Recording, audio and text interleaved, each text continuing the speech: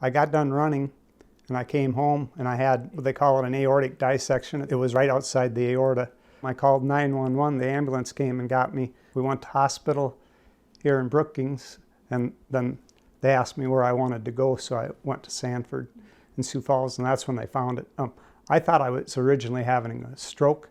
My dad died of a stroke when he was 60, and it kind of runs in our family, so my leg had gone numb and my left hand had gone numb, so I kind of was worried about a stroke. He started right at the aortic valve, and then he comes up and over, and he laid it at a certain angle so Dr. Kelly could put his stents in and finish this. So it was an orchestrated plan once they did the first one and saved my life. 3 years ago, I ran my one and only half marathon in Sioux Falls. I ran it in 1 hour and 50 minutes. I was pretty proud of that. But they also say if I wouldn't have been in the shape I was in, the consequences may have been different.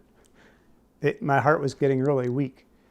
And just from being up at cardiac rehab and moving and doing everything they suggest you do, and it's kind of at your own pace, but just having the camaraderie of other people that have gone through similar things, it helps.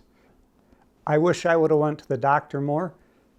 When I was laying in the hospital after my emergency surgery, they were asking me who my doctors were, those kind of questions, and I said, you're looking at a guy that's 55 years old that doesn't go to the doctor.